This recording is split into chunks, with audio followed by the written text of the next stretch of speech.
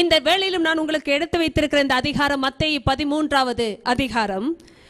இந்த ராஜ்யத்தின் ஓமையை குறித்து நான் வாசிக்கிறேன், கேளுங்கள்.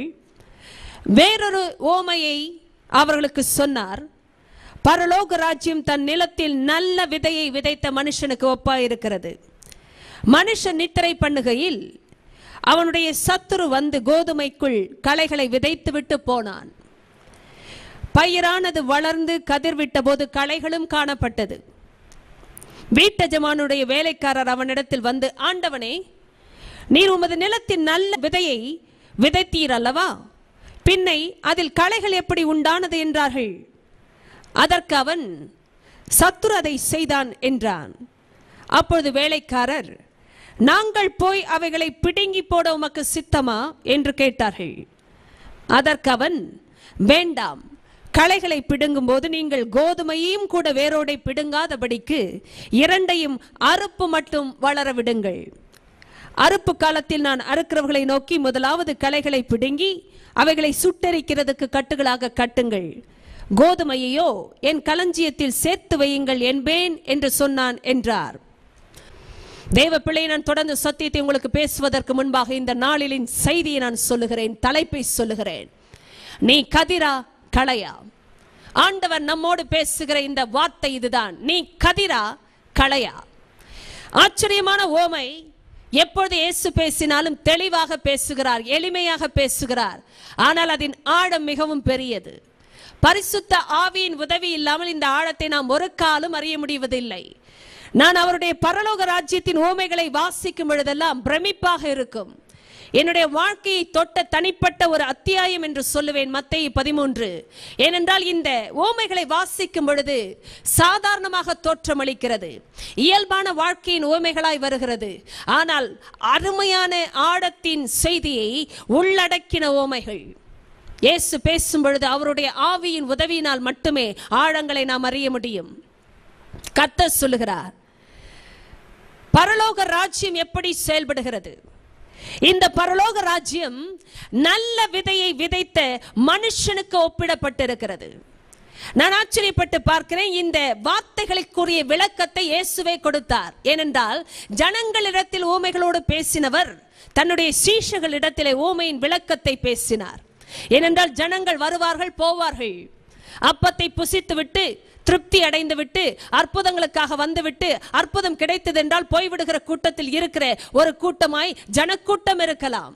ஆனால் சீஷர்களின் கூட்டம் வித்தியாசமானது. இவர்கள் ஜனங்களோடு இருக்கிறவர்களாய் இருந்தாலும் இயேசுவோடு இருக்கிறவர்கள், இயேசுவை பின்பற்றுகிற ஒரு சீஷனின் கூட்டம். நான் சொல்வதை கவனியுங்கள். இவர்கள் கூட்டத்தில் ஒருவர்களாய் இருக்கலாம், ஆனால் கூட்டத்தில் ஒருவர்கள் அல்ல. இவர்கள் இயேசுவை பின்பற்றுகிறவர்கள். என்ன கிரயத்தை கொடுத்தாலும் இயேசுவை பின்பற்றுவார்கள். தேவ பிள்ளையே, இவர்கள் தனித்து வந்து இயேசுவினிடத்தில் கேட்டதை குறித்து இதே அதிகாரத்தில் பார்க்கிறோம். நான் வாசிக்கிறேன் 36 அப்பொழுது இயேசு ஜனங்களை அனுப்பி விட்டு வீட்டுக்கு போனார். அவருடைய சீஷர்கள் அவரிடத்தில் வந்து, நிலத்தின் களைகளை பற்றிய ஓமையை எங்களுக்கு வெளிப்படுத்த வேண்டும் என்று கேட்டார்கள். தேவ பிள்ளையே, இது ஒரு வெளிப்பாடு. நான் சொல்வதை கேளுங்கள். ஓமையை தாண்டி வெளிப்பாடு அவசியம். கர்த்தர் ஓமையாய் பொதுவாய் பேசினால் அந்த கூட்டத்தில் நான் ஒரு ஆளாய் இருப்பதை விட்டுவிட்டு தனிப்பட்ட நிலைமையில் அந்தரங்கத்தில் வெளிப்பாட்டுக்காக கேட்கும் பொழுது கர்த்தர் அவருடைய ஆவியானவரை கொண்டு பேசத்தான் செய்கிறார். அவர் பேசினார், வெளிப்படுத்த வேண்டும் ஆண்டவரே. அவர் பிரதியுத்தரமாக வெளிப்படுத்தினார். நல்ல விதையை விதைக்கிறவன் மனுஷகுமாரன். நிலம் உலகம். நல்ல விதை ராஜ்யத்தின் புத்திரர், களைகள் பொல்லாங்கின் புத்திரர். அவைகளை விதைக்கிற சத்துரு பிசாசு. அறுப்பு உலகத்தின் முடிவு, அறுக்கிறவர்கள் தேவதூதர்கள். ஆதலால் களைகளை சேர்த்து அக்கினியினால் சுட்டெரிக்கிறது போல இவ்வுலகத்தின் முடிவிலே நடக்கும். மனுஷகுமாரன் தம்முடைய தூதர்களை அனுப்புவார். அவர்கள் அவருடைய ராஜ்யத்தில் இருக்கிற சகல இடர்களையும் அக்கிரமம் செய்கிறவர்களையும் சேர்த்து அவர்களை அக்கினி சூளையிலே போடுவார்கள். அங்கே அழுகையும் பற்கடிப்பும் உண்டாயிருக்கும். அப்பொழுது நீதிமான்கள் தங்கள் பிதாவின் ராஜ்யத்திலே சூரியனை போல பிரகாசிப்பார்கள். கேட்கிறதுக்கு காதுள்ளவன் கேட்க கடவன். தேவ பிள்ளையே, ஆண்டவர் அருமையை விளக்கி சொன்னார். நல்ல விதையை விதைக்கிறவன் மனுஷகுமாரன். இயேசு பேசினால் நல்லதைத்தான் பேசுகிறார். ஏனென்றால் நல்லவராகவே இருக்கிறவர் ஆண்டவர் மட்டும்தான். கர்த்தர் பேசும் பொழுது நல்லதை பேசுகிறார். அவர் விதைக்கும் பொழுது நன்மையைத்தான் விதைக்கிறார். ஆச்சரியமான விஷயம், மனுஷகுமாரன் நல்ல விதையை விதைத்து விட்டு அதனுடைய அறுவடைக்காக காத்திருந்த நிலமானது உலகம் என்றும் ஆண்டவரை சொன்னார். ஏனால் நிலம் உலகம், நிலம் உலகம். தேவப்பிள்ளை, இந்த உலகத்திலே நல்ல விதையை விதைக்கிற இயேசுவின் வார்த்தைகளை அவர் கொடுக்கிறார். நன்றாய் கவனிங்கள், சபையில் இயேசுவின் வார்த்தை வெளிப்படுகிறது. இந்த உலகத்திலே சபையில் தான் ஆண்டவர் வெளிப்படுகிறார். கர்த்தருடைய வார்த்தை வெளிப்படுகிறது. நல்ல விதையை அவர் விதைக்க உண்மையுள்ளவர். நல்ல விதையிலிருந்து வருகிற எதுவுமே நல்ல கதிர், அது ஒரு நல்ல பயிர். ஆண்டவர் சொன்னார், நல்ல விதையை விதைக்கிறவர் மனுஷகுமாரன், நிலம் உலகம், நல்ல விதை ராஜ்யத்தின் புத்திரர். கவனிங்கள், நல்ல விதையாகிய தேவனுடைய வசனத்திலே பிறந்த எந்த ஒரு மனுஷனும் மனுஷியும் தேவனுடைய புத்திரனாய் புத்திரியாய் இருக்கிறார்கள். என்னை கவனித்தவர்களை நான் திரும்ப சொல்லுகிறேன், நல்ல விதையாகிய தேவனுடைய வசனத்தினால் ஜனிப்பிக்கப்படுகிற யாருமே தேவனுடைய புத்திரர்கள். ஆனால் ஆச்சரியம், மனுஷன் தூங்கின நேரத்திலே, கவனித்து கேளுங்கள், மனுஷன் நித்திரை பண்ணும் பொழுது அவனுடைய சத்துரு வந்து கோதுமைக்குள் களைகளை விதைத்து விட்டு போனானாம். யோசித்து கேளுங்கள், மனுஷன் தூங்கி கொண்டிருக்கிறான். இந்த சூழ்நிலையில் சத்துரு வந்தான். இந்த உலகத்திலே ஜனங்கள் தூங்குகிற காலம் என்பது, நான் சொல்லுகிறேன், ஆவிக்குரிய நிலைமையில் நித்திரை மயக்கம் உண்டு, சரீர நிலைமையிலும் களைப்பினால் தூங்குகிற சமயம் உண்டு. ஆனால் சத்துரு என்று சொல்லப்படுகிற இந்த ஆத்துமாவின் சத்துரு இருக்கிறானே பிசாசு, அவன் எப்பொழுதுமே தூங்குகிற சமயத்தை பார்த்து கொண்டிருக்கிறான். தூங்குகிற சமயம் என்றால் மனுஷன் அசந்து போகிற வேளைகளை பயன்படுத்தி களைகளை விதைக்க முயற்சிக்கிறான். எனக்கு ஆச்சரியமான விஷயம், இஸ்ரவேலை காக்கிறவர் உறங்குவதும் இல்லை, தூங்குகிறதும் இல்லை. ஆண்டவருக்கு இதெல்லாம் அதிர்ச்சியே இல்லை. ஏன் நான் இப்படி சொல்லுகிறேன் என்றால், வீட்டஜமானுடைய வேலைக்காரர்கள் அதிர்ந்து போனார்கள். ஆண்டவனே, திடீரென்று ஏதோ ஒரு வித்தியாசத்தை நாங்கள் பார்க்கிறோம், எப்பொழுது பார்க்கிறோம் என்றும் சொன்னார்கள். நான் அதை சொல்வதற்கு முன்பாக ஒன்றை சொல்லட்டும். கோதுமைக்குள் களைகளை ஒருவனும் விதைக்க முடியாது. சத்தியம் தெளிவாக பேசுகிறது. சத்துரு வந்தானாம், மனுஷன் நித்திரை பண்ணும் பொழுது வந்தானாம். ஆனால் கோதுமைக்குள் களைகளை விதைத்து விட்டு போனான் என்றால் என்ன அர்த்தம் தெரியுமா? கோதுமைக்குள் அல்ல, கோதுமை விதைக்கப்பட்டு இருந்த இடத்திலே விதைத்தான். என்னை பார்த்து கொண்டிருக்கிற தேவ பிள்ளையே, ஒரு கோதுமை களையாய் மாறாது. ஒரு கோதுமை களையாய் மாற முடியாது. கோதுமைக்குள் களை போகாது. என்னை கேட்டுக்கொண்டிருக்கிற உங்களோடு ஆண்டவர் பேசிக் கொண்டிருக்கிறார். கோதுமைக்கு பக்கத்தில், கோதுமைக்கு அருகாமையில், கோதுமை இருக்கிற அதே நிலத்தில் வேண்டுமானால் களைகள் விதைக்கப்படலாம். ஆனால் கோதுமைக்குள் களை போக முடியாது. ஏனென்றால் கோதுமை கோதுமை தான், களை களைதான். கோதுமைக்கு என்று காலங்கள் உண்டு, களைக்கு காலம் இல்லை. என்னை பாருங்கள், ஒரு கோதுமை மணிதான், அது களையாக முடியாது. ஏனென்றால் அதனுடைய சாரம் வேறு, வேறு வேறு. நான் பேசும் பொழுதே ஆண்டவர் உங்களோடு பேசிக் கொண்டிருக்கிறார். இந்த வசனம் 26, பயிரானது வளர்ந்து கதிர் விட்ட போது களைகளும் காணப்பட்டது. தேவ பிள்ளையனை பாருங்கள், விதைத்தது மனுஷகுமாரன். எதை விதைத்தார்? நல்ல விதையை விதைத்தார். நல்ல விதையிலிருந்து வருகிற எதுவுமே கதிர்தான், களை அல்ல. விதை கதிராகத்தான் வரும். ஏனென்றால் விதைத்தவருக்கு தெரியும் எதை விதைத்தார் என்று. இயேசுவின் பிள்ளையே, அவருடைய வார்த்தையினால் பிறந்த உங்களை ஜனிப்பித்தவர் உங்களுடைய ஆவியின் பிதா. நீங்கள் மாம்சத்தினாலோ இரத்தத்தினாலோ புருஷ சித்தத்தினாலோ பிறவாமல் தேவனாலே பிறந்தவர்கள் என்று 1 யோவான் 1:12 வசனத்திலே 13 நாம் பார்க்கும் பொழுது கொடுக்கப்பட்ட அதிகாரமும் பிறப்பும் தெரியும். நீங்கள் பிறந்த விதமே தேவனால் பிறந்தது என்றால் உங்களை வேறு ஆளாய் மாற்ற பிசாசுக்கு முடியாது. அவனுக்கு அந்த அதிகாரம் கிடையாது. ஆனால் அருகாமையில் இருக்கிற நிலமாகிய உலகத்தில் அநேக குழப்பங்களை அவன் விதைக்கிறான். உண்மைதான். எனக்கு ஆச்சரியமான ஓமையின் விளக்கம், பயிரானது வளர்ந்து கதிர் விட்ட போது. என்ன ஆச்சரியம்! பயிரானது வளர்ந்து கதிர் விட்ட போது. தேவ பிள்ளையே, சில நேரம் உலக மக்களையும் துன்மார்க்கரையும் ஒப்பிட்டு பார்க்கும் பொழுது ஒரு தேவ பிள்ளையின் வாழ்க்கை காத்திருக்கிற வாழ்க்கையாய் இருக்கிறது. களைகள் காணப்பட்டதாம். திடீரென்று களைகள். களைகள் எப்படிப்பட்டது தெரியுமா? கலகலப்பாய் இருக்கும். எப்பொழுதுமே அவைகளுக்கு பூக்கள் உண்டு. நீங்கள் களைகளை எப்படி பார்த்திருக்கிறீர்கள் என்று எனக்கு தெரியாது. களைகளை பார்க்கும் பொழுதே ஒரு தனிவித அழகு உண்டு. அவைகள் எப்படி வந்ததென்றே தெரியாது, திடீரென்று முளைத்திருக்கும்.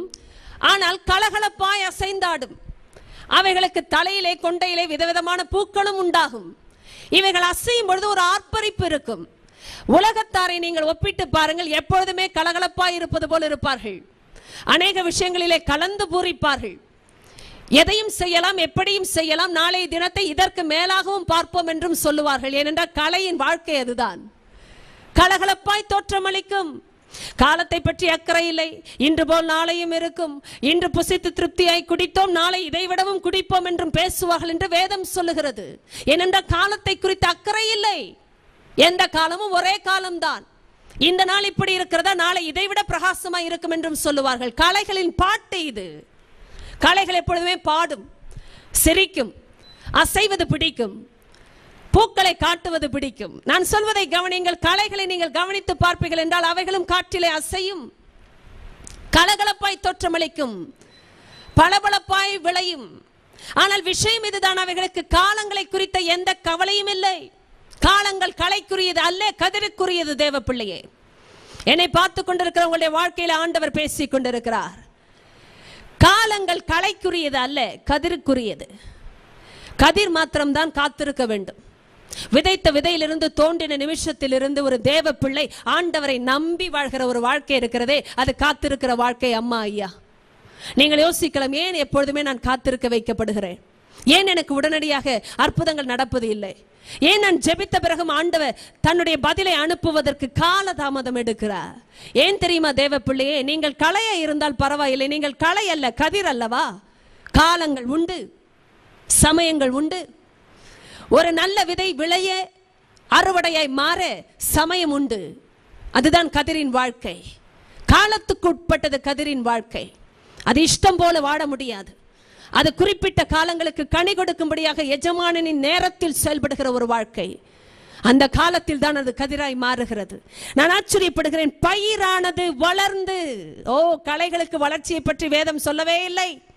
களைகள் எப்படி உண்டானது, களைகள் எப்படி வளர்ந்தது, பரமபிதாவுக்கு தெரியும். ஆனால் கூட இருந்த மனுஷர்களுக்கு தெரியவில்லை. களைகள் அப்படித்தான் திடீரென்று காணப்பட்டது. இவர்களுடைய விளைச்சலை பற்றியோ வளர்ச்சியை பற்றியோ வேதம் சொல்லவே இல்லை. இவர்களுக்கு ஏன் வளர்ச்சியை பற்றி குறிப்பிடவில்லை என்றும் தெரியவில்லை. ஏனென்றால் களைகளின் வாழ்க்கை கால வரையறைக்கு உட்பட்ட வாழ்க்கையாக இல்லையே. தேவ பிள்ளையை பயிரானது வளர்ந்ததாம். ஏனென்றால் பயிருக்கென்று வளரக்கூடிய ஒரு காலகட்டம் உண்டு. தேவ பிள்ளையே, ஆண்டவர் உங்களை ஜனிப்பித்த விதமே அவருடைய வசனத்தினாலே. உங்களை வளர்ப்பதும் வசனத்தினாலே, உங்களை வாழ வைத்திருப்பதும் வசனத்தினாலே, உங்களுக்கு கனியை கொடுக்க வைப்பதும் வசனத்தினாலே. நீங்கள் கதிர் விடுகிறீர்கள் என்றாலே அவருடைய வார்த்தையினாலே கதிர் விடுகிறீர்கள். நீங்கள் தானியமாய் இருக்கிறபடியினால் தான் கர்த்தர் தாமதிக்கிறார். தேவ பிள்ளையே, இது உங்களுக்கு தீர்க்க தரிசனமாக வந்து கொண்டிருக்கிறது. நீங்கள் தானியமாய் இருக்கும் பொழுது தாமதம் உண்டு. கர்த்தருடைய நேரத்திற்காக காத்திருக்கிற ஒரு காலம் உண்டு. கதிராக வாழ விரும்புகிற வாழ்க்கை என்பது அதுதான். தேவனுடைய காலத்திற்கு அது காத்திருக்கும், அவசரப்படாது. தன்னை கலையோடு ஒப்பிட்டு பார்க்க நினைக்கவே நினைக்காது. ஏனென்றால் கலையின் வாழ்க்கை கவலையற்றது போல் தெரியலாம், ஆனால் அர்த்தமற்ற வாழ்க்கை. தேவ பிள்ளையே, அநேக முறை நாம் நினைக்கிறோம், ஏன் எனக்கு இந்த பாரங்கள், ஏன் எனக்கு கண்ணீர், ஏன் எப்பொழுதும் நான் இப்படியாக தேவனுக்கு காத்திருந்து காத்திருந்து போராடி ஜெயிக்க வேண்டிய ஒரு நிலைமை. ஏன் தெரியுமா? கதிரின் பாக்கியம் அதுதான். கவலையற்ற வாழ்க்கை கலைக்கு இருப்பது போல் இருக்கலாம் ஐயா அம்மா. உங்க வாழ்க்கை கவலைக்குரியது அல்ல, அர்த்தத்துக்குரியது. அதனால் தான் தேவன் அவருடைய திட்டத்திற்கு ஏற்றாற்ப உங்களை மாற்றும்படி காலத்தை நியமித்திருக்கிறார். கதிர் காலத்துக்குரியது. தேவ பிள்ளையே, ஆச்சரியம். பயிரானது வளர்ந்து கதிர் விட்ட போது, கதிர் விட்ட நேரத்தில் ஏதோ ஒன்று காணப்பட்டது, களைகளும் காணப்பட்டது. அவனுடைய வேலைக்காரர்கள் ஓடி வந்தார்கள். இப்பொழுது அவர்களுக்கு அதிர்ச்சி. ஆண்டவனே, நீர் உமது நிலத்தின் நல்ல விதையை விதைத்தீர் அல்லவா, பின்னை அதில் களைகள் எப்படி உண்டானது என்றார்கள். கவனித்து கேளுங்கள். சத்துருடைய வேலையை களைகளை விதைப்பது. அவனுக்கு தெரிந்ததெல்லாம் களைகள் மட்டும்தான். அவன் விதைத்தால் அதை மட்டும்தான் விதைக்கிறான். ஆனால் ஆண்டவர் அதை அறிந்தவராகவே இருந்தார். அதைத்தான் விளக்குகிறார். உனக்கு இது அதிர்ச்சியாக இருக்கலாம், உனக்கு ஒருவேளை இது புரியாமல் போகலாம். ஆனால் எனக்கு தெரியும், நான் விதைத்த பிறகு மனுஷர்கள் நித்திரை பண்ணியிருந்த வேளையிலே சத்ரு வந்தான். அவனுடைய வேலையே நிலத்தை கெடுப்பது. தேவ பிள்ளையை பார்த்து கொண்டிருங்கள், சத்ரு வந்தாலே கெடுப்பான். இயேசு யோவான் 10:10 சொன்னார், நானே நல்ல மேய்ப்பன், நான் ஆடுகளுக்காக ஜீவனை கொடுக்கிறேன் என்று சொன்னாரே. அப்பொழுது அவர் சொன்னார், திருடன் திருடவும் கொல்லவும் அழிக்கவுமே வருகிறானே அன்றி வேறொன்றுக்கும் வரான். அவன் வேலையை அதுதாங்க. ஆனால் நானோ அவைகளுக்கு ஜீவனை கொடுக்கவும் அது பரிபூர்ண படவும் வந்தேன் என்று சொன்னார். கர்த்தர் வந்தால் நன்மை நடக்கிறது, கர்த்தர் விதைத்தால் நன்மைதான் வளருகிறது. அதுதான் கதிரின் வாழ்க்கை. ஆனால் இந்த களைகளை விதைக்கிற சத்துரு நிலத்தை கெடுக்கும்படி செய்கிறான். நான் சொல்லுகிறேன், களைகள் பொல்லாங்கின் புத்திரர் என்று வேதம் சொல்லுகிறதே, அவைகளை விதைக்கிறவன் சத்துரு. நிலமோ உலகம். உலகத்தை கெடுக்கும்படி வந்த சத்துரு மக்களை அவனுடைய புத்திரர்களாக வளர்க்க நினைக்கிறான். என்னை பாருங்கள், என்று தேவனுடைய வசனம் ஒரு மனுஷனை மறுபடியும் பிறக்க வைக்கவில்லையோ அவர்களுடைய வாழ்க்கை சத்ருவின் ஆளுகைக்கு உட்பட்ட வாழ்க்கையாகத்தான் இருக்கிறது. இது ஒருவேளை உங்களுக்கு அதிர்ச்சியாக இருக்கலாம், ஆனால் அதுதான் உண்மை. தேவனுடைய வார்த்தையினால் நீங்கள் பிழைக்கவில்லை என்றால், பிறக்கவில்லை என்றால், உடைய வாழ்க்கை ஒரு கலையின் தன்மை உடையதாகத்தான் இருக்கிறது. நீங்கள் சிரிக்கிறீர்கள், அசைகிறீர்கள், உழைக்கிறீர்கள், ஓடுகிறீர்கள், பூரிக்கிறீர்கள், ஆனால் உள்ளத்திலே அர்த்தமற்ற ஒரு வாழ்க்கை, கவலை இல்லாதது போல் காட்டிக் கொள்ளுகிறீர்கள். ஆனால் வாழ்க்கையிலே பாரம் உங்களை அழுத்தி கொண்டிருக்கிறது. எதற்காக உலகத்தில் ஜீவிக்கிறோம் என்றே உங்களுக்கு புரியாத ஒரு வாழ்க்கை. அது களையின் நிலைமை. தேவ பிள்ளையே, இந்த காலை வேளையிலே ஆண்டவர் உங்களோடு பேசுவதற்கு ஒரு முகாந்திரம் உண்டு. அவர் சொன்னார், இதை செய்தவன் சத்ரு அல்லவா, அவன் அதைத்தான் செய்ய இருக்கிறான். உலகத்தை கெடுப்பது அவனுடைய விருப்பம். கதிர்களை கெடுக்க வேண்டும். கதிர்கள் வளரும் என்றால் இவன் களைகளையும் வளர்த்து காட்டுவான். தனக்கு ஏற்ற மனுஷர்களை உருவாக்கி காட்டுவான். தன்னுடைய வேலைகளை செய்ய மக்களை எழுப்புவான். ஆனால் ஆச்சரியத்தை நான் உங்களுக்கு சொல்லுகிறேன், நாங்கள் போய் அதை பிடுங்கி விடட்டுமா என்று கேட்டார்கள் வேலைக்காரர்கள். அப்போது ஆண்டவர் சொன்னார், எஜமான் சொல்லுகிற காரியம் இதுதான், வேண்டாம். களைகளை பிடுங்கும் பொழுது நீங்கள் கோதுமையையும் கூட வேரோடை பிடுங்காதபடிக்கு இரண்டையும் அறுப்பு மட்டும் வளர விடுங்கள். அறுப்பு உலகத்தின் முடிவு. தேவ பிள்ளையை நான் ஒன்றை சொல்லிக் கொள்ளட்டும், மரணம் நம்முடைய வாழ்க்கையில் சரீரத்தின் முடிவுதான். ஆனால் ஆத்துமாவின் முடிவு என்பது ஒன்று நரகத்திலோ இல்லை என்றால் பரலோகத்திலோ தான் இருக்க போகிறது. ஆத்துமாவுக்கு முடிவு இல்லை. ஆனால் உலகத்திற்கு ஒரு நாள் முடிவு வரும். அந்த முடிவிலே தேவகுமாரன் நியாயம் தீர்க்கிறவராய் சிங்காசனத்திலே இருப்பார்.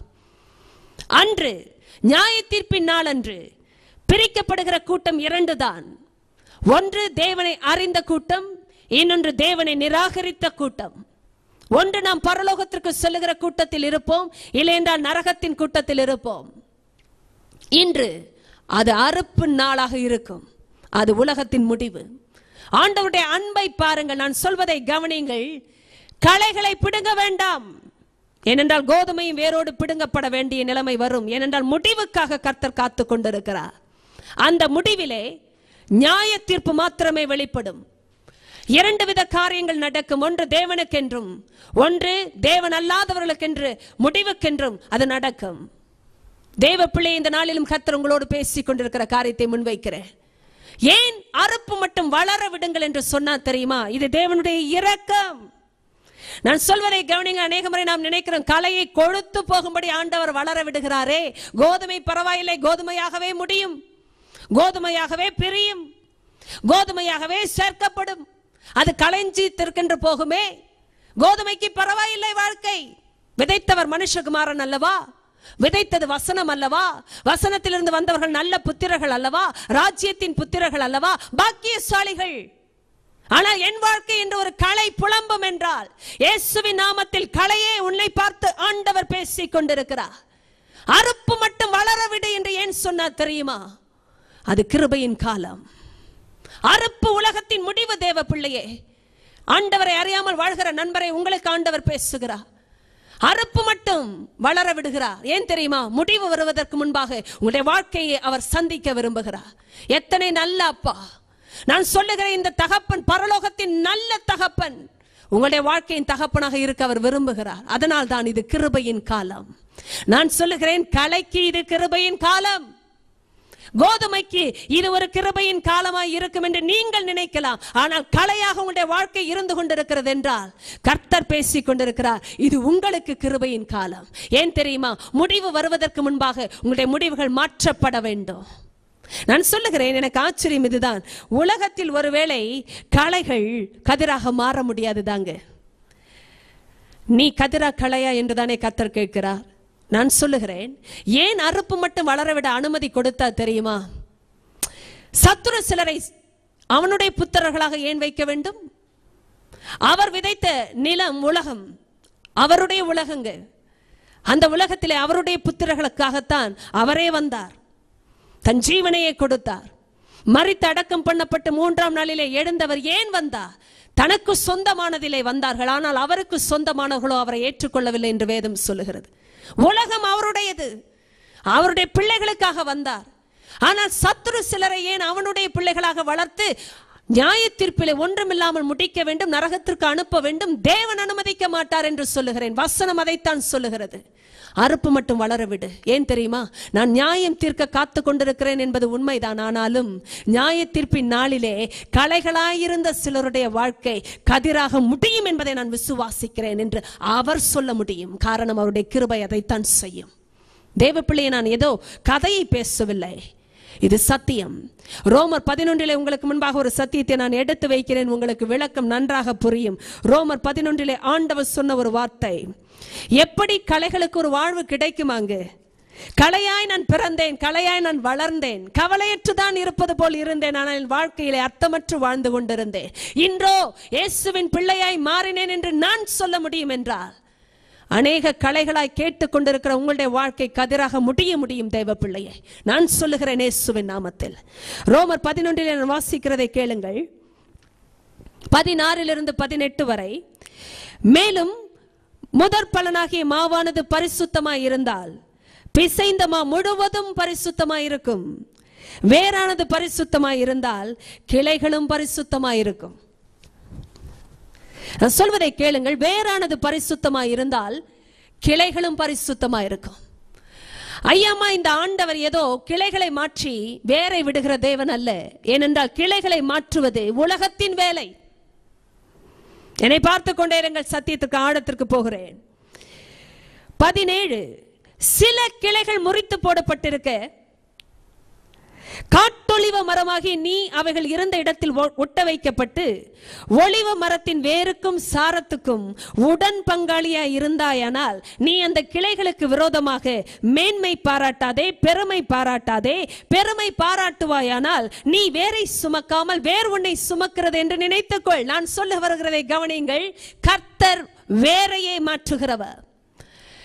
இதைத்தான் 24வது வசனம் சொல்லுகிறது, சுபாவத்தின்படி காட்டொளிவ மரத்திலிருந்து நீ வெட்டப்பட்டு சுபாவத்துக்கு விரோதமாய் நல்ல ஒளிவ மரத்திலே ஒட்ட வைக்கப்பட்டிருந்தால் சுபாவ கிளைகளாகிய அவர்கள் தங்கள் சுய ஒளிவ மரத்திலே ஒட்ட வைக்கப்படுவது அதிக நிச்சயம் அல்லவா? தேவ பிள்ளையே, தேவனை அறியாத நிலைமையில் இன்று சத்தியத்தை கேட்கிற அன்பு சகோதர சகோதரியனை கவனித்து கேளுங்கள். சுபாவப்படி என்று ஏன் வேதம் சொல்லுகிறது தெரியுமா? அறிவியல் ஞானத்தின்படி சுபாவம் என்பது கிராஃப்டிங். கிராஃப்டிங் என்றால் என்ன அர்த்தம் தெரியுமா?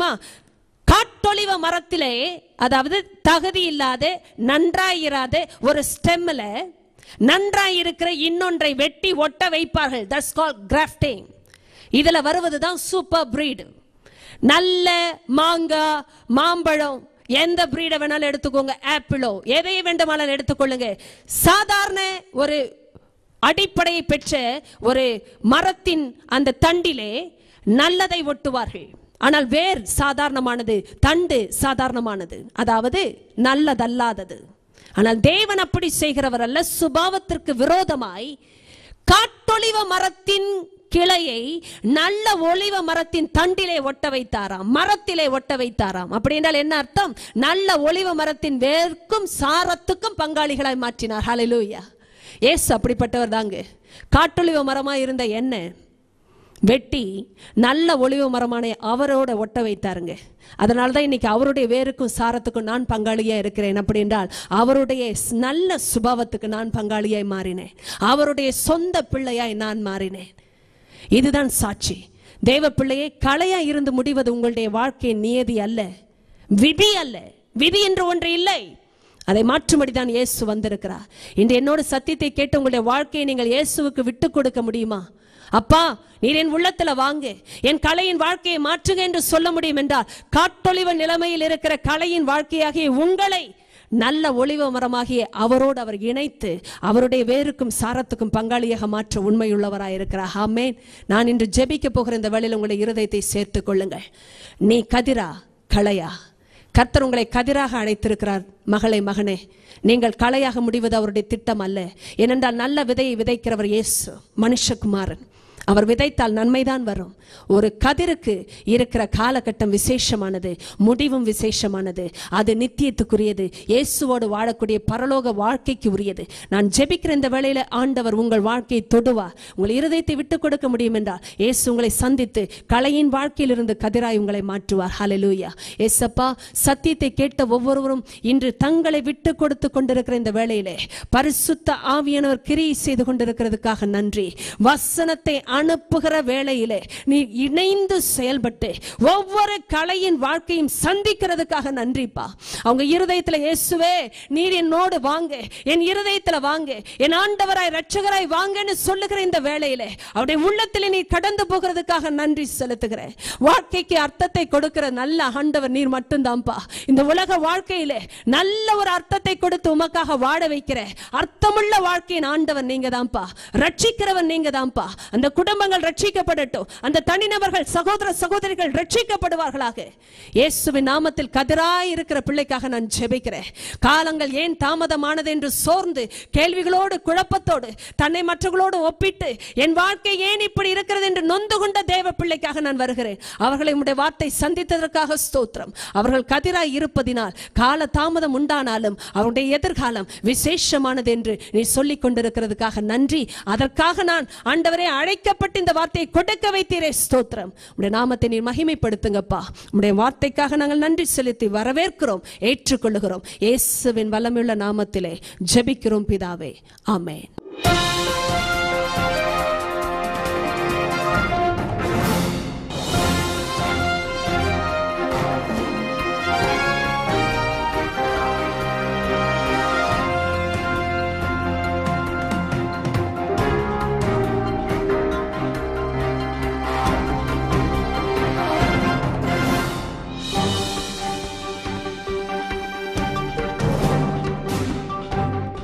உங்களுக்கு கனியை கொடுக்க வைப்பதும் வசனத்தினாலே. நீங்கள் கதிர்விடுகிறீர்கள் என்றாலே அவருடைய வார்த்தையினாலே கதிர்விடுகிறீர்கள். நீங்கள் தானியமாய் இருக்கிறபடியினால் தான் கர்த்தர் தாமதிக்கிறார். தேவ பிள்ளையே, இது உங்களுக்கு தீர்க்க தரிசனமாக வந்து கொண்டிருக்கிறது. நீங்கள் தானியமாய் இருக்கும் பொழுது தாமதம் உண்டு. கர்த்தருடைய நேரத்திற்காக காத்திருக்கிற ஒரு காலம் உண்டு. கதிராக வாழ விரும்புகிற வாழ்க்கை என்பது அதுதான். தேவனுடைய காலத்திற்கு அது காத்திருக்கும், அவசரப்படாது. தன்னை கலையோடு ஒப்பிட்டு பார்க்க நினைக்கவே நினைக்காது. ஏனென்றால் கலையின் வாழ்க்கை கவலையற்றது போல் தெரியலாம், ஆனால் அர்த்தமற்ற வாழ்க்கை. தேவ பிள்ளையே, அநேக முறை நாம் நினைக்கிறோம், ஏன் எனக்கு இந்த பாரங்கள், ஏன் எனக்கு கண்ணீர், ஏன் எப்பொழுதும் நான் இப்படியாக தேவனுக்கு காத்திருந்து காத்திருந்து போராடி ஜெயிக்க வேண்டிய ஒரு நிலைமை. ஏன் தெரியுமா? கதிரின் பாக்கியம் அதுதான். கவலையற்ற வாழ்க்கை கலைக்கு இருப்பது போல் இருக்கலாம் ஐயா அம்மா. உங்க வாழ்க்கை கவலைக்குரியது அல்ல, அர்த்தத்துக்குரியது. அதனால் தான் தேவன் அவருடைய திட்டத்திற்கு ஏற்றாற்ப உங்களை மாற்றும்படி காலத்தை நியமித்திருக்கிறார். கதிர் காலத்துக்குரியது தேவ பிள்ளையே. ஆச்சரியம், பயிரானது வளர்ந்து கதிர் விட்ட போது, கதிர் விட்ட நேரத்தில் ஏதோ ஒன்று காணப்பட்டது, களைகளும் காணப்பட்டது. அவனுடைய வேலைக்காரர்கள் ஓடி வந்தார்கள். இப்பொழுது அவர்களுக்கு அதிர்ச்சி. ஆண்டவனே, நீர் உமது நிலத்தின் நல்ல விதையை விதைத்தீர் அல்லவா, பின்னை அதில் களைகள் எப்படி உண்டானது என்றார்கள். கவனித்து கேளுங்கள். சத்துருடைய வேலையை களைகளை விதைப்பது. அவனுக்கு தெரிந்ததெல்லாம் களைகள் மட்டும்தான். அவன் விதைத்தால் அதை மட்டும்தான் விதைக்கிறான். ஆனால் ஆண்டவர் அதை அறிந்தவராகவே இருந்தார். அதைத்தான் விளக்குகிறார்.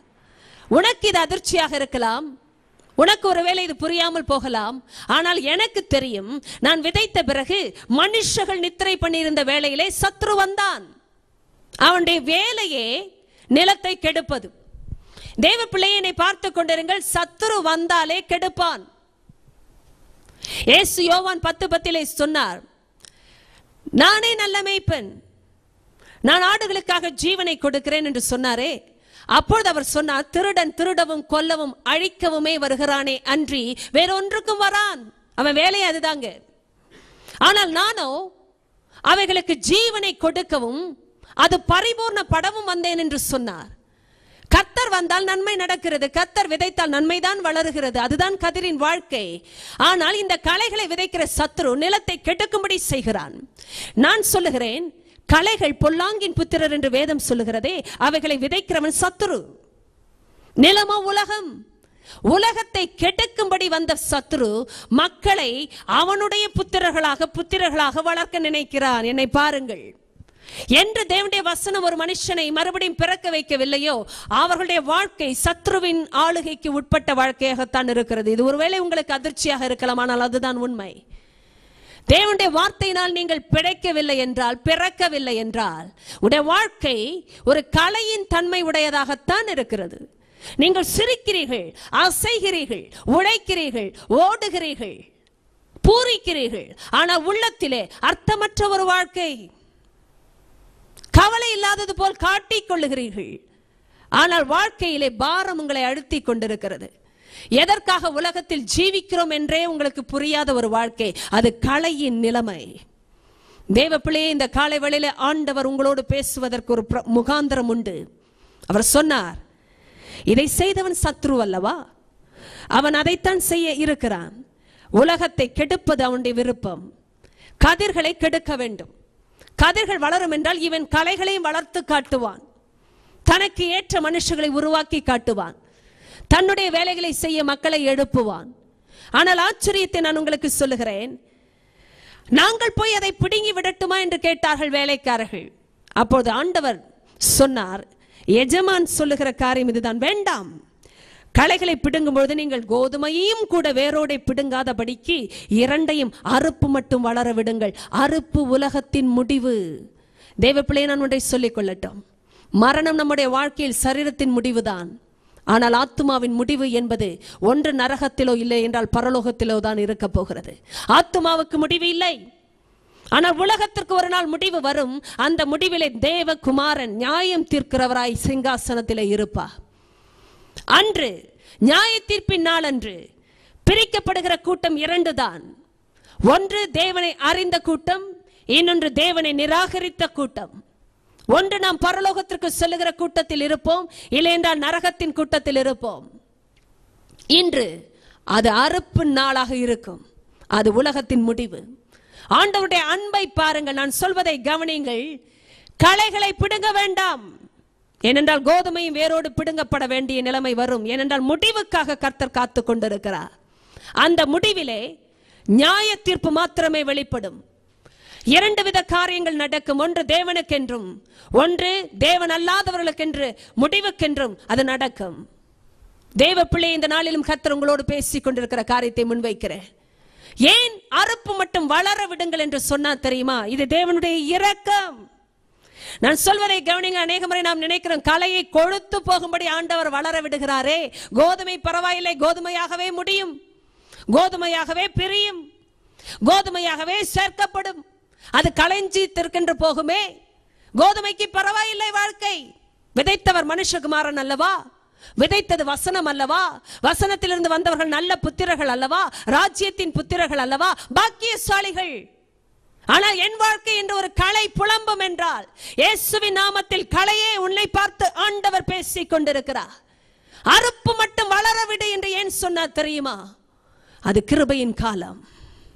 அறுப்பு உலகத்தின் முடிவு. தேவ பிள்ளையே, ஆண்டவரை அறியாமல் வாழ்கிற நண்பரை உங்களுக்கு ஆண்டவர் பேசுகிறார். அறுப்பு மட்டும் வளர விடுகிறார். ஏன் தெரியுமா? முடிவு வருவதற்கு முன்பாக உங்களுடைய வாழ்க்கையை அவர் சந்திக்க விரும்புகிறார். எத்தனை நல்ல அப்பா! நான் சொல்லுகிறேன், இந்த தகப்பன் பரலோகத்தின் நல்ல தகப்பன்.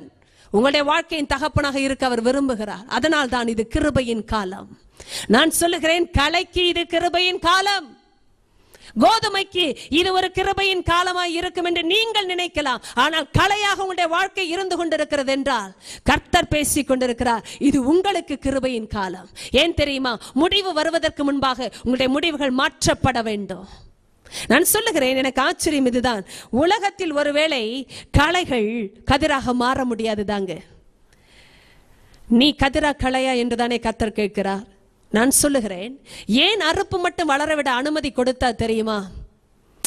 சத்துரு சிலரை அவனுடைய புத்திரர்களாக ஏன் வைக்க வேண்டும்?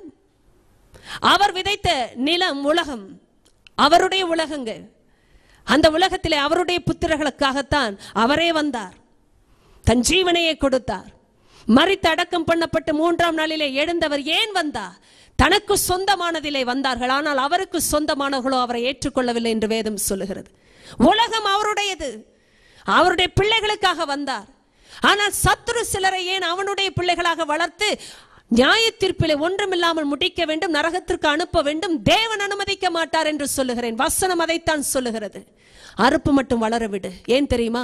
நான் நியாயம் தீர்க்க காத்து கொண்டிருக்கிறேன் என்பது உண்மைதான். ஆனாலும் நியாய தீர்ப்பின் நாளிலே களைகளாயிருந்த சிலருடைய வாழ்க்கை கதிராக முடியும் என்பதை நான் விசுவாசிக்கிறேன் என்று அவர் சொல்ல முடியும். காரணம், அவருடைய கிருபை அதைத்தான் செய்யும். தேவ பிள்ளையை நான் ஏதோ கதையை பேசவில்லை, இது சத்தியம். ரோமர் 11 உங்களுக்கு முன்பாக ஒரு சத்தியத்தை நான் எடுத்து வைக்கிறேன், உங்களுக்கு விளக்கம் நன்றாக புரியும். ரோமர் 11 ஆண்டவர் சொன்ன ஒரு வார்த்தை, எப்படி களைகளுக்கு ஒரு வாழ்வு கிடைக்குமாங்க?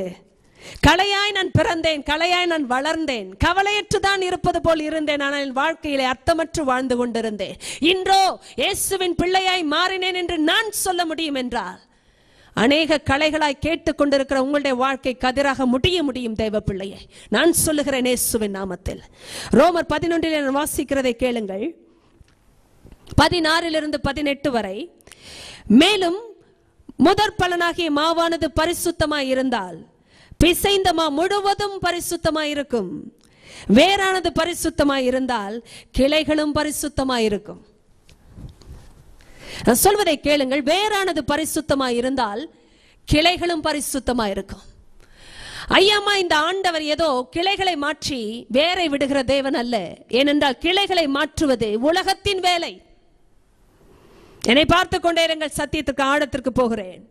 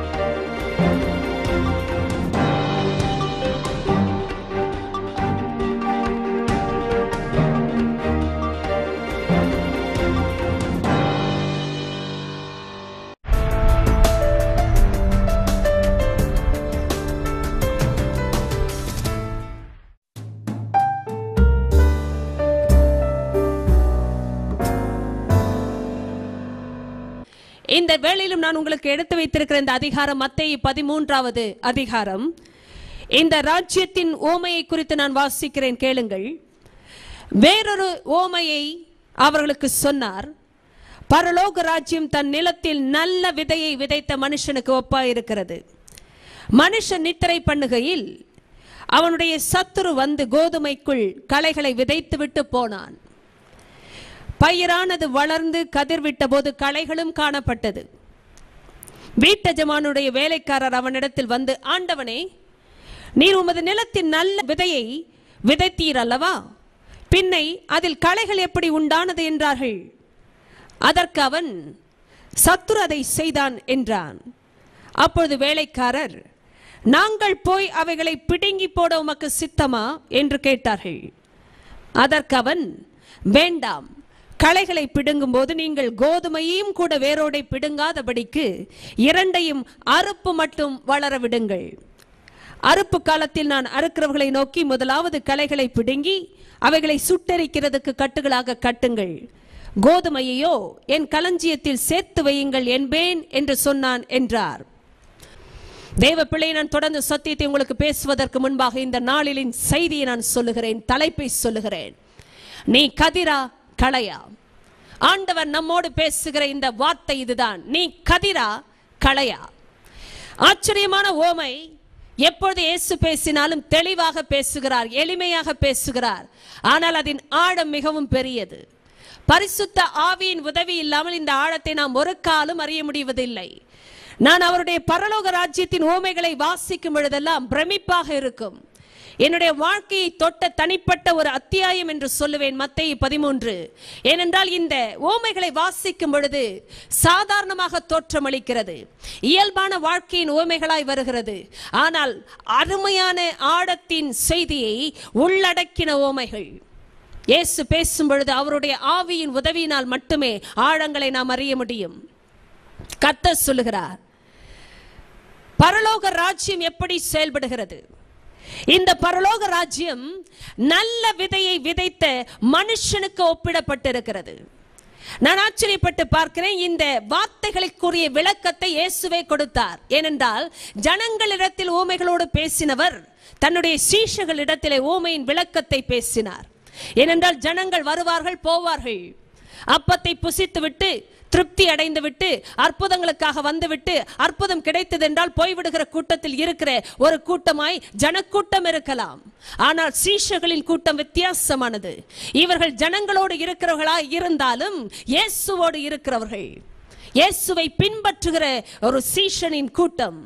நான் சொல்வதை கவனியுங்கள். இவர்கள் கூட்டத்தில் ஒருவர்களாய் இருக்கலாம், ஆனால் கூட்டத்தில் ஒருவர்கள் அல்ல.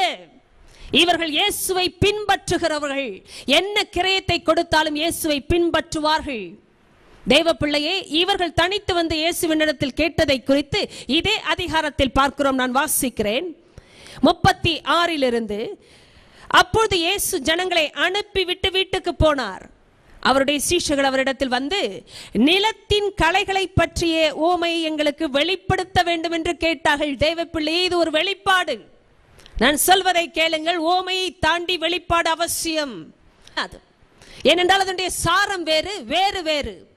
நான் பேசும் பொழுதே ஆண்டவர் உங்களோடு பேசிக் கொண்டிருக்கிறார். இந்த வசனம் 26, பயிரானது வளர்ந்து கதிர் விட்ட போது களைகளும் காணப்பட்டது.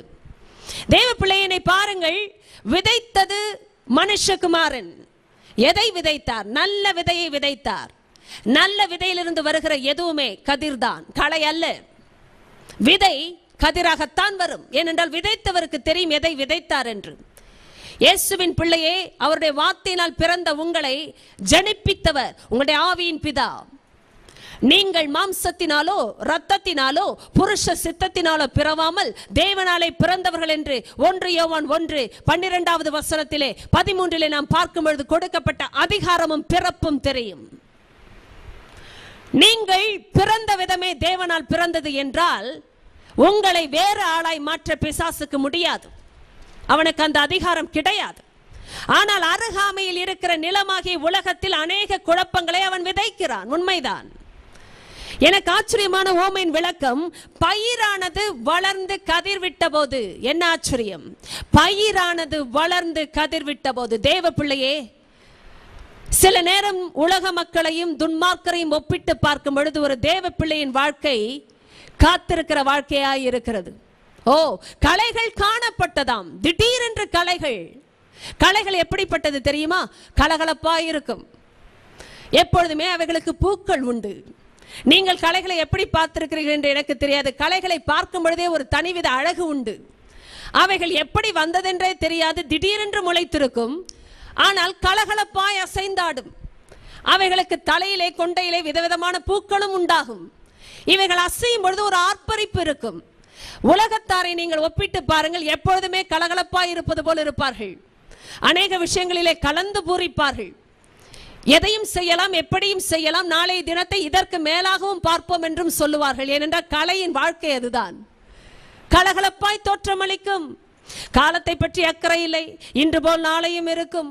இன்று புசித்து திருப்தியாய் குடித்தோம், நாளை இதைவிடவும் குடிப்போம் என்றும் பேசுவார்கள் என்று வேதம் சொல்லுகிறது. ஏனென்றால் காலத்தை குறித்த அக்கறை இல்லை. எந்த காலமும் ஒரே காலம்தான். இந்த நாள் இப்படி இருக்கிறதா, நாளை இதைவிட பிரகாசமாய் இருக்கும் என்றும் சொல்லுவார்கள். கலைகளின் பாட்டு இது. கலைகள் எப்பொழுதுமே பாடும், சிரிக்கும், அசைவது பிடிக்கும், பூக்களை காட்டுவது பிடிக்கும். நான் சொல்வதை கவனியுங்கள். கலைகளை நீங்கள் கவனித்து பார்ப்பீர்கள் என்றால் அவைகளும் காற்றிலே அசையும், கலகலப்பாய் தோற்றமளிக்கும், பளபளப்பாய் விளையும்.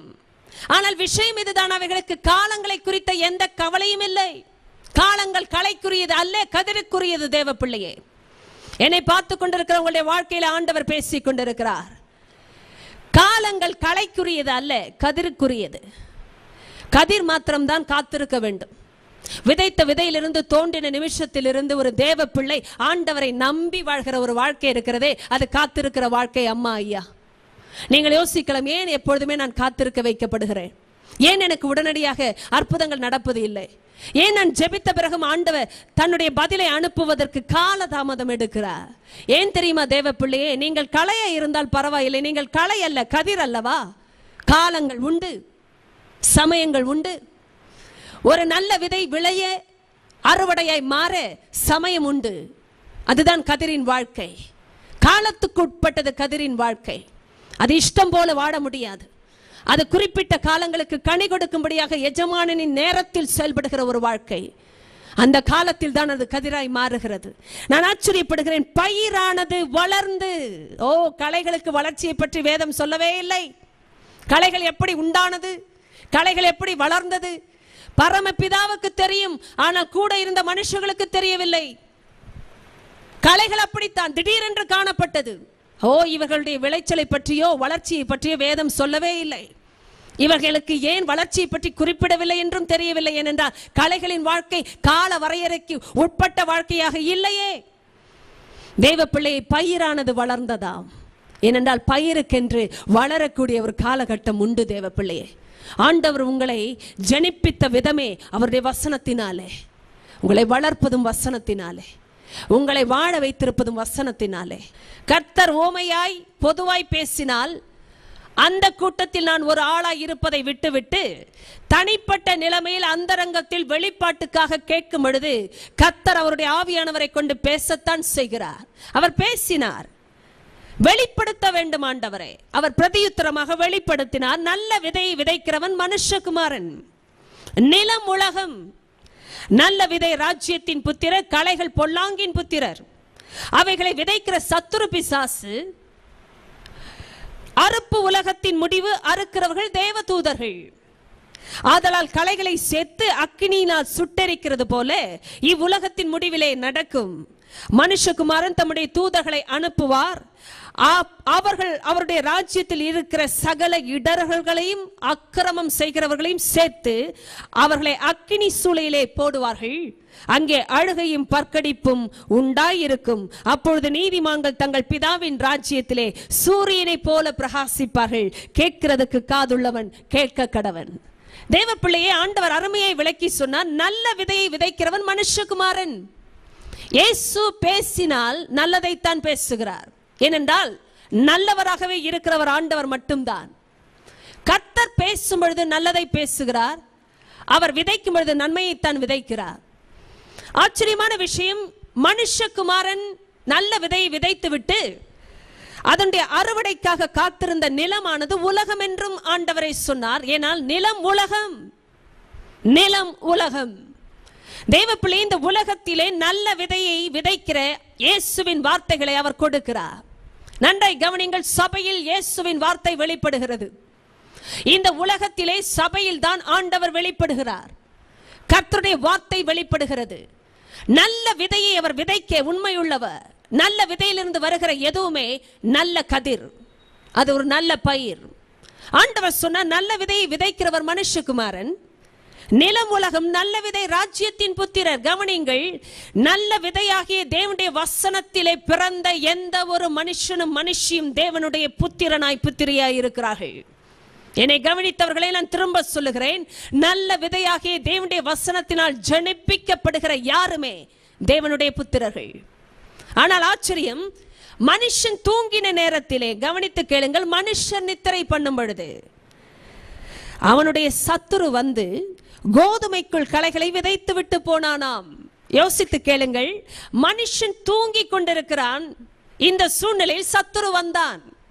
இந்த உலகத்திலே ஜனங்கள் தூங்குகிற காலம் என்பது, நான் சொல்லுகிறேன், ஆவிக்குரிய நிலைமையில் நித்திரை மயக்கம் உண்டு. சரீர நிலைமையிலும் களைப்பினால் தூங்குகிற சமயம் உண்டு. ஆனால் சத்துரு என்று சொல்லப்படுகிற இந்த ஆத்துமாவின் சத்துரு இருக்கிறானே பிசாசு, அவன் எப்பொழுதுமே தூங்குகிற சமயத்தை பார்த்து கொண்டிருக்கிறான்.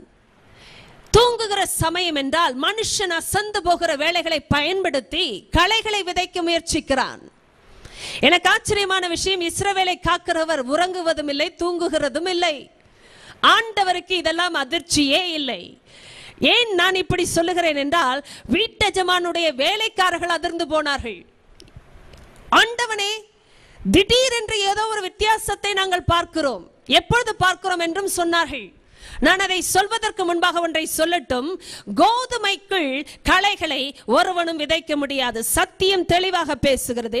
சத்துரு வந்தானாம், மனுஷன் நித்திரை பண்ணும் பொழுது வந்தானாம், ஆனால் கோதுமைக்குள் களைகளை விதைத்து விட்டு போனான் என்றால் என்ன அர்த்தம் தெரியுமா?